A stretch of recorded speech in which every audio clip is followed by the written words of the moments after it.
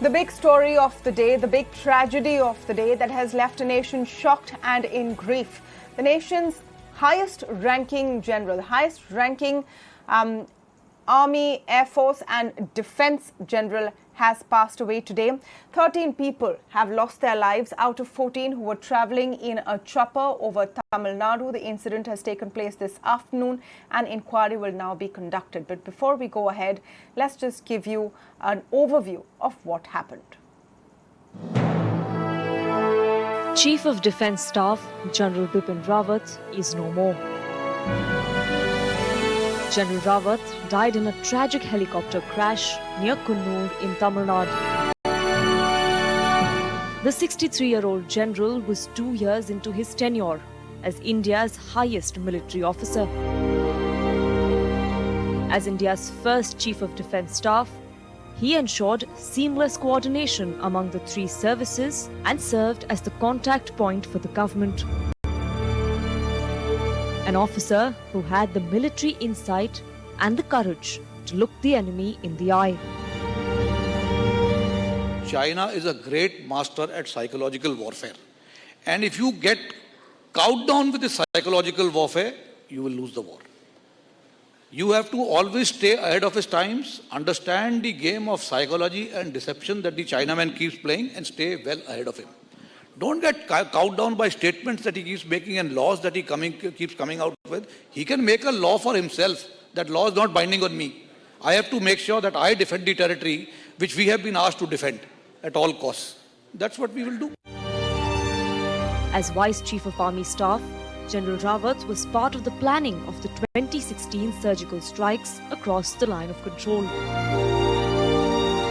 When it came to standing up for his men, for their actions in the line of duty, General Rawat could always be counted on.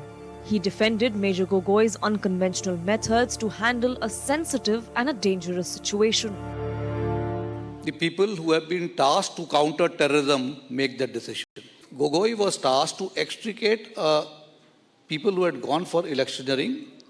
It was late evening and he had to pull out those people because now they were getting threatened by the locals there, amongst whom were also terrorists carrying weapons. What if it had happened that he had fired and injured one people and they had retaliated and he had counter-retaliated and that would have led to a massacre? A military mind that was eager to modernize India's defence forces. He advocated shedding the flab and making the forces more leaner. In General Rawat's untimely demise, India has lost a distinguished military general and a thoroughbred gentleman.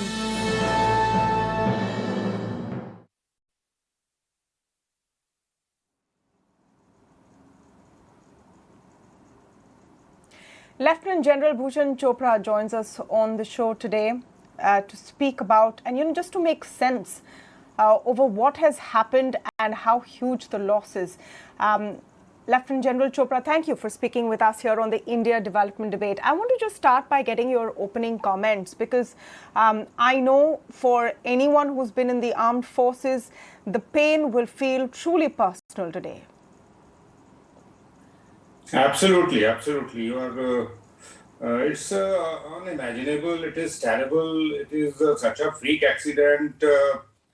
I mean, what should I say at this point of time when everybody is simply in state of shock? The country is mourning, and this sort of a thing has happened. We lost 13 brave soldiers.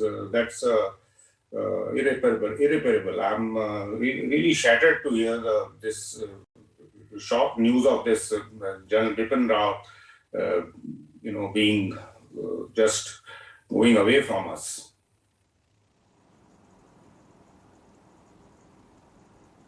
Okay. Give us some context at this difficult time, Lieutenant General Chopra, because General Rawat was the first CDS, Chief of Defence Staff for India, and this was something that he had been pushing for as part of the armed services as well, which was a central command to have better coordination between the Army, the Air Force and the Navy. He was manning India's defence at a time where we have a dual threat, on the one hand from China, on the other hand from Pakistan. With all of that context, how grievous is the loss today? Yes, you are probably very rightly said. We have enemies on the eastern side and the enemy on the northern and the western border, and with China on one side and Pakistan on another side, and such a dynamic first CDS of defense services, integrated defense services, with great initiative. It was a great initiative. He had a great vision, and the country as well as this organization is making marks in organizing everything to counter whatever threat or whatever threat perceptions we have from these two countries, especially now China. And to that context, I would say that General Rawat played an important role, not when he became CDS, even before that, when he was Army Chief, or maybe I would say even when he was Vice Chief. Even that time, this thing was in his mind that we must have at the earliest the CDS. We already had the IDS and we already were functioning with so many, you can say, administrative and logistic elements of IDS, and ultimately it was agreed upon by the government, and the Modi, our Prime Minister, saw that there is a urgent requirement of having a CDS at the helm of the affair, who can coordinate, who can sort of moderate, who's got experience of the warfare, who's a ground soldier, who himself is undergone through this. He's a very specialist as far as dealing with the terrorists concerned, or any counter-insurgencies, or any, man-to-man battle is concerned, what we say combat situation. So to that effect, I think he was the right person to firstly become Army Chief, and then later on to be chosen as the first CDS by this government. And this since the time he's joined CDS, this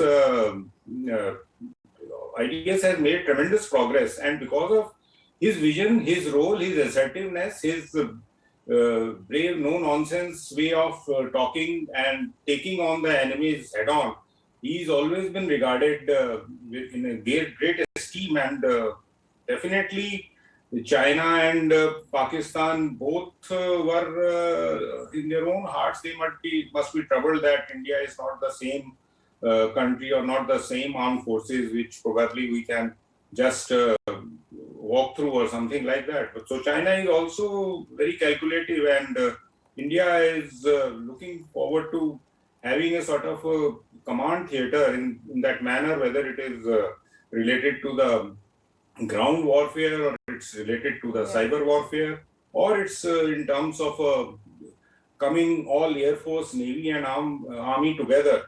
IDS was playing a great role, and at the helm of the affair, CDS Gen Bipin Rawat was truly a tremendous force behind it, and his loss at this point of time, it's definitely a great loss for the armed forces, and it will be difficult. It will be not so soon. It will be, this void has been created, and it will take some time before we can actually have a person of his caliber, his vision, and his assertiveness to lead this organization again. But I'm sure armed forces is full of such brave and such intelligent people that very soon we'll find somebody to replace this. Sir, that's what I wanted to understand from you. That's what I wanted to understand from you, that this is absolutely unprecedented, right? In every sense of the term, it's a freak accident.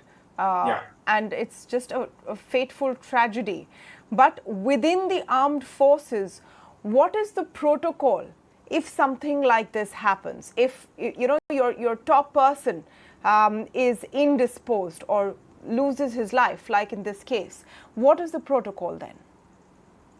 It's like this. Firstly, we are having three different services, that is the Army, Navy, Air Force, which is being headed even now with the respective chiefs. We have the Army Chief, we have the Air Force Chief, as well as we have the very much there. So there is no panic or no fear to that extent that by losing the top man, the CDS, there is in any way going to be some sort of a disharmony or some sort of a you can say, immediate effects on the way the army goes forward to organize any particular action or any particular retaliation or in whatever manner. But yes, as CDS, because he was an experienced person, he was leading his team very well, and all three chiefs and CDS, they were in harmony and there were no indifferences, and they had a great plans ahead. So maybe that from that point of view,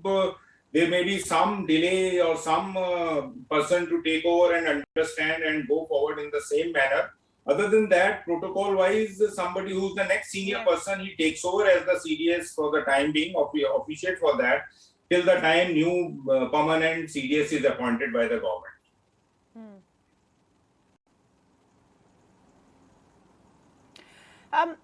We know now that there will be a thorough investigation, and that was one of the first announcements that came, even before we knew the casualties, etc. We know there will be a thorough investigation into this particular crash. So two-part question. One is, what will the investigators be looking at?